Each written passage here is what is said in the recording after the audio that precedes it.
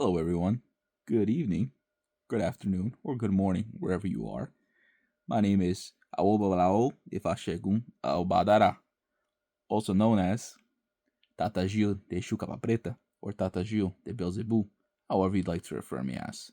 And today, I'm going to be talking about a video that I should have already talked about in some other videos, but it's going to be about demons. Now, people may ask, well, what qualifications do you have to be speaking about demons? Are you a demonologist? And my answer to that is I've been working with spirituality for over 20 years. I'm a ninth generation Tata in my family of Kimbanda Luciferiana or Luciferian Kimbanda, where we work and have worked with various aspects of spirituality, including but not limited to demons. Now, demons are not these scary, vicious, vile creatures that everyone pictures them to be. On the contrary, there are a lot of demons that they're not here to cause harm and destruction. However, just as there is the good, there's also the bad. Now, demons in themselves were originally creatures created by Yahweh, the Hebrew God, and put in a dimension called hell. And demons originally were created by him as a sort of guards for hell, if you will. And these creatures were vile, disgusting, and just pure abominations. And then over the years, as more humans started filling up hell, humans started to convert into demons as well for many reasons. And when Lucifer descended into hell and he created his own version of hell, if you will, if that makes sense. When Lucifer descended, he split basically hell and he opened and made hell even bigger and divided hell. And the original part of hell that was for torture, sodomy, lake of fire, basically the big, bad, ugly part of hell remained. Then he created his little realm with the other kings of hell, the other 8 kings, total of 9 kings. And each one of these kings preside over a level of hell. Now, there are 9 levels of hell reigned by the 9 kings of hell. And barring those disgusting and vile demons that exist in that little part of hell, these demons, they usually follow the law pretty well when it comes to spirituality. The reason being is the 9 kings of hell, contrary to popular belief, are law and order. Now, I understand that there are cases out there where supposed or alleged demons will say, I'm Satan, or I'm Lucifer, or I'm this, I'm that, I'm here to rape, I'm here to kill, I'm here to do this. I'm telling you right now, that's not the case. Okay, I guarantee you Lucifer has better things to do in his life than to possess a little girl. Lucifer has better things to do in his life than possess children, consume souls, or any of this thing. And also, just a side note, this Hollywood thing of selling your soul to the devil or to the devils or to this or to that doesn't exist. Okay, at least not to do with kings of hell. All right. So, what are demons? So, aside from the topic that we just discussed, there are a hierarchy amongst the 9 kings of hell, right? So, what I found personally from speaking to them is each king has 7 generals.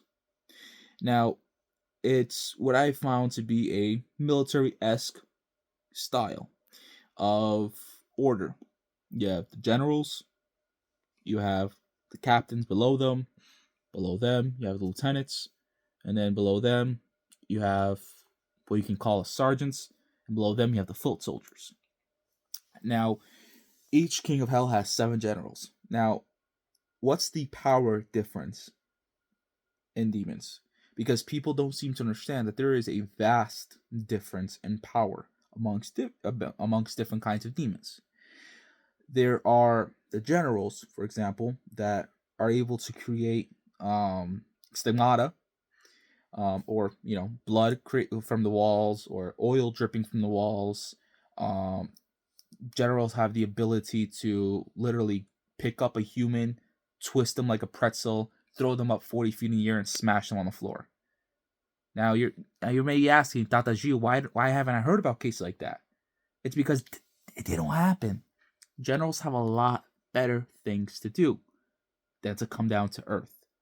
Now, let me preface that by saying these demons are very hard to come by, right? Demons, they will not just attack humans for no reason. Yes, it does happen where, of course, the vile demons, they come through because someone summoned them, you piss them off in some way. However, when it comes to these law-abiding demons, they only attack if you, just like the vile ones, but with a little asterisk there. The vile ones, they're always looking for an excuse to come to Earth and destroy things. The ones of order are not. The ones of order, if you, for example, play with a Ouija board, or if you open tarot cards, you have a very, very, very good chance of summoning something that's not pretty. Now, and this is my problem with Satanists, if you start reading books that you don't know anything about, and you start summoning things, and you don't know anything about what you're summoning or how to close them, or don't have permission to close what you're about to do, you're going to unleash something very, very, very nasty into the world. There are also different ceremonies that you can do to summon certain types of demons, right? Now, aside from summoning them, what is a way that you can get them and you can get them pissed off at you? Well, believe it or not, demons are protectors of the spiritual plane. So if you're going to go, for example, to a cemetery, and you're going to go there with the intention to disrespect, or let's say you kick a tombstone, or you pee on a tombstone, or you poop on a tombstone. Trust me, I've heard and seen it all. Or you're going to want to, on Halloween night, put a Ouija board and candles on top of a tombstone. Try to summon demons. Try to summon the dead. This, that, the third. You're going to piss off demons. Okay? Now, I was seeing a documentary by Zach Bagans, Demon House. And I have obviously the ability to see, to hear, and to speak to these beings. And the demon that was portrayed there, he was a general. Yes, he was. Yes, he was. However, the general didn't even show up. It was mostly his lieutenants, because the general has a lot better things to do. Now, you're going to be asking me, Tata, what do you mean he showed up? Why did he show up? Well, he was summoned there. And once you summon a demon to a location, that's their location now. Especially if you don't know how to close that portal, or you don't have permission to close that portal. You see, for example, for me, as I've said, I'm my 9th generation Tata. I work very closely with these forces, just like I work very closely with other forces, such as angels. I have every single right to perform rites of exorcism. I have done exorcisms before. However, when I, for example, let's say I'm going to work with Lord Beelzebub, or Lord Lucifer, or one of the other 9 lords, I have every right to work with them, as I have every right to close that portal. Who gave me this right? It was given to me at birth, and reiterated when I got initiated as a Tata in Kimbanda. Now, everyone who's summoning these things, they have no experience whatsoever. They have no rights whatsoever. So, for example, in that Demon House documentary, which I highly recommend you guys watch, and of course, call your guardian angel before you watch these types of documentaries, as it is very possible that you can attract the energy that is there and open up a portal. So call your guardian angel and ask your guardian angel to close all portals. Okay? That's first and foremost. Second off, if you watch that documentary, you'll see that underneath the stairs, there was ritualistic items buried. Right?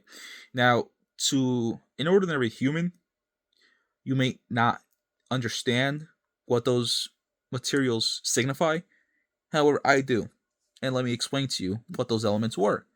And just a forewarning, if any of you decide to summon a demon this way, you are going to get killed.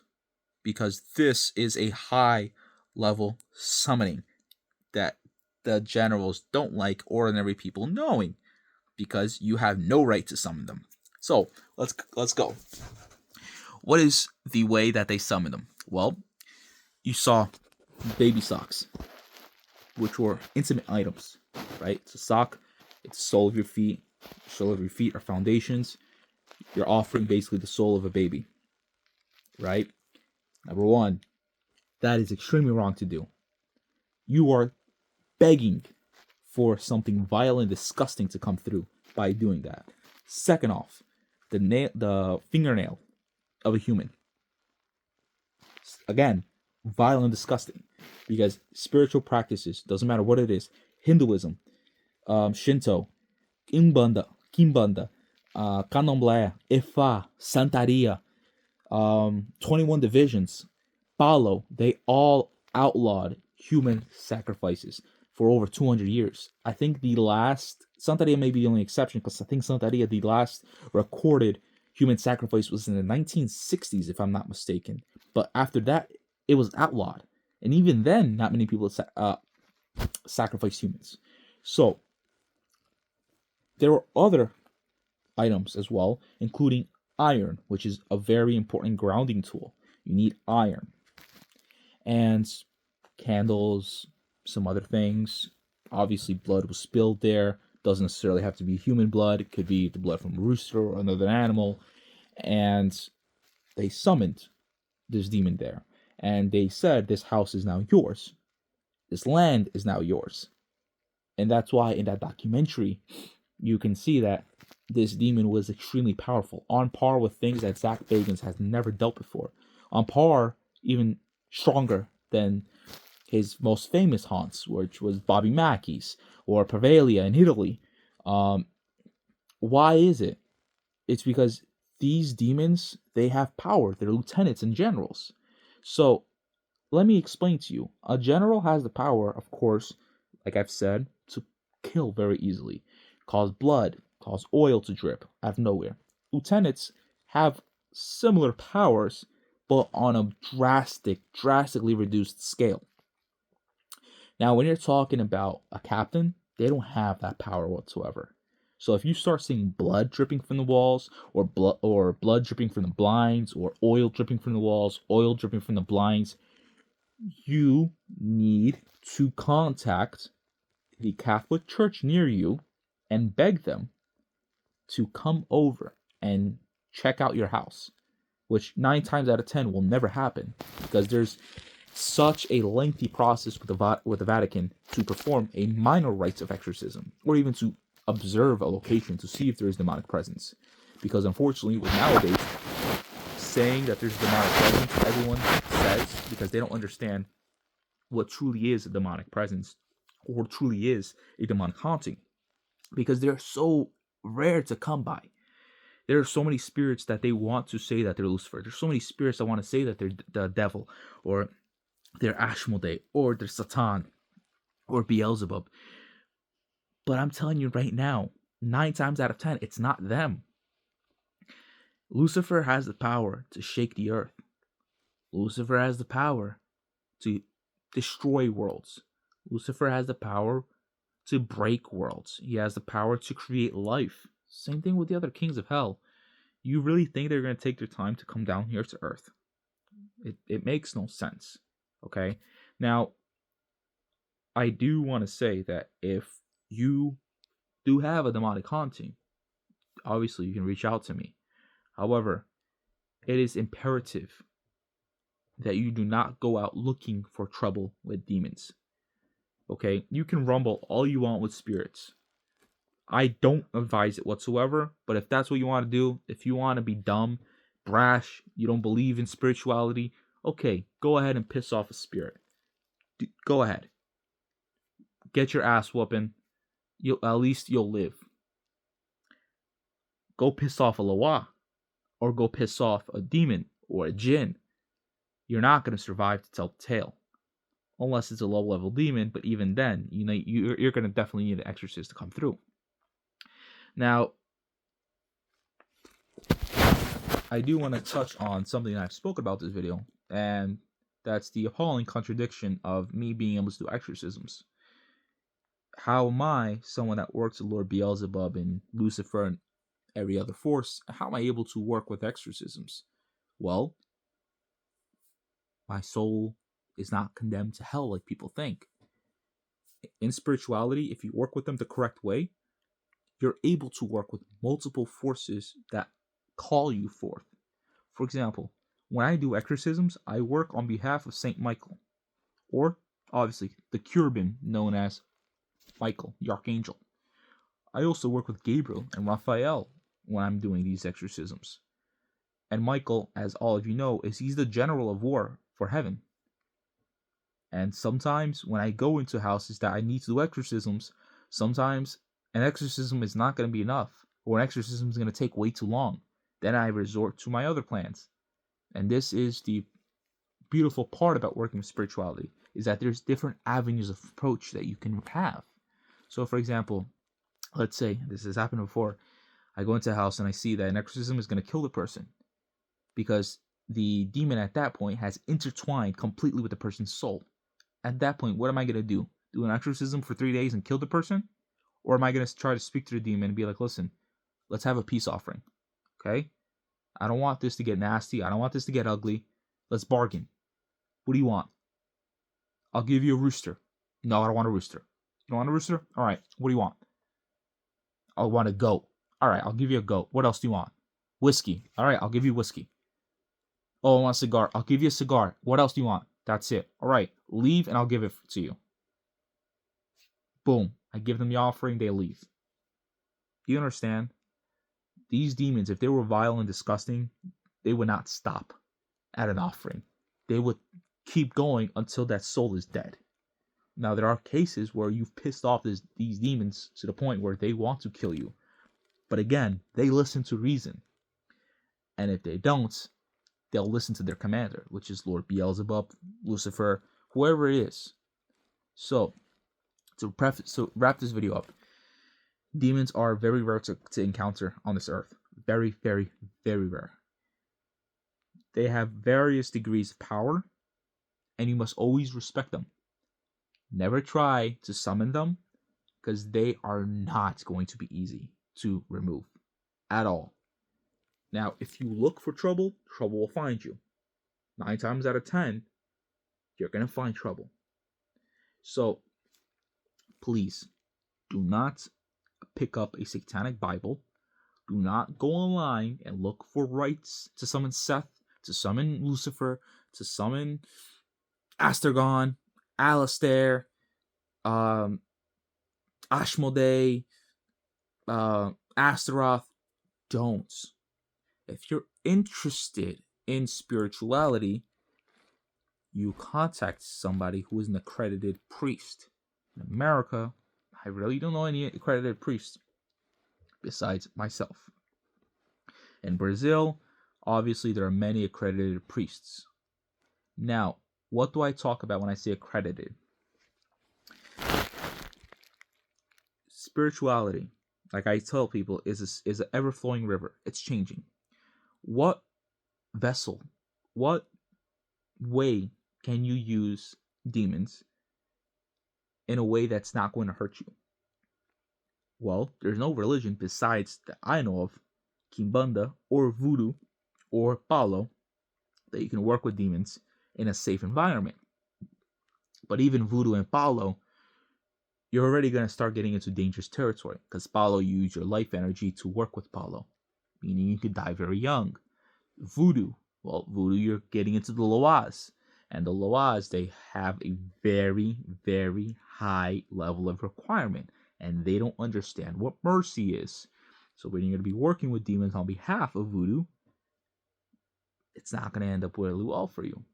Kimbanda, on the other hand, especially Kimbanda Luciferiana, because there's different branches of Kimbanda, just like there are different branches of Christianity. Kimbanda Luciferiana, you have a pathway to work with the Goetic demons. Okay? Now, don't come in here thinking that these demons are going to do dirty work for you. They're not going to kill people for you. They're not going to attack people for you. They're not going to be your personal little minions. That's not going to happen. The way we utilize demons is to grow. As stark and blasphemous as they may sound, we use them and utilize them as a partnership. I'll feed you, goat, rooster, whatever, what have you. In exchange, you teach me enlightenment. You help me reach how can I say this in English?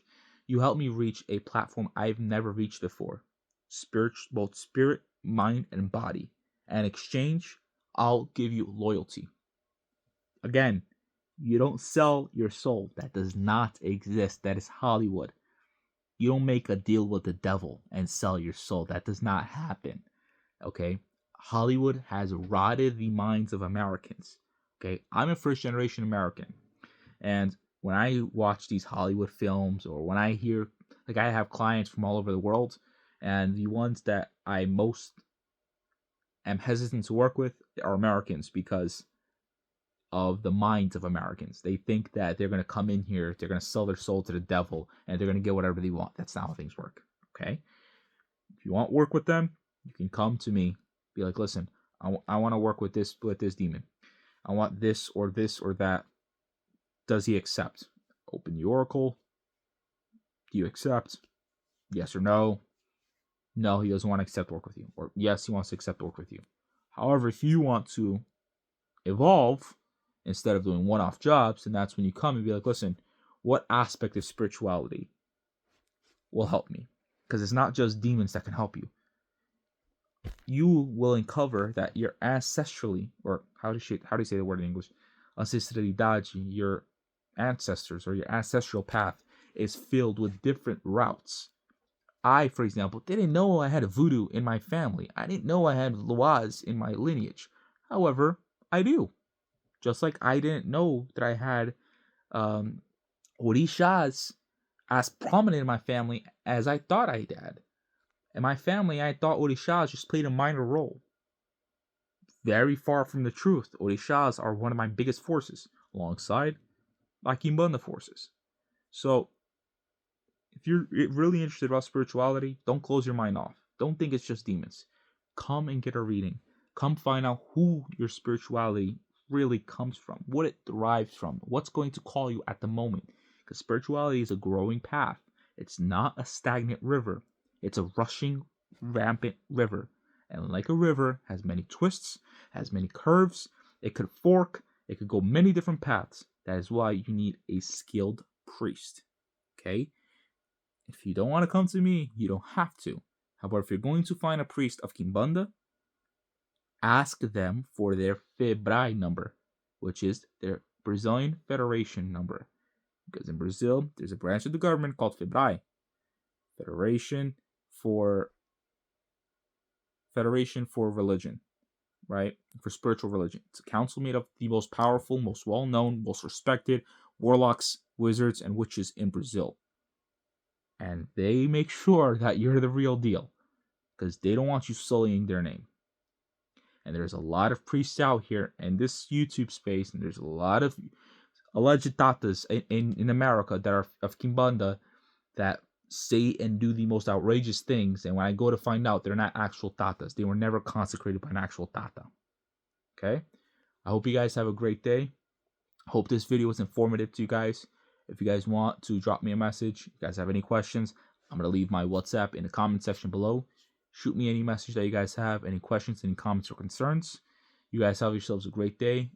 If you guys have any ideas or any questions about any topics for any videos, just drop them in the comment section below. Share this with anyone you'd like who would benefit from seeing this. And you guys have yourselves a fantastic evening. And stay blessed. May Lord Beelzebub bless you all. And may Baba Uludamare bless you all. Ashe.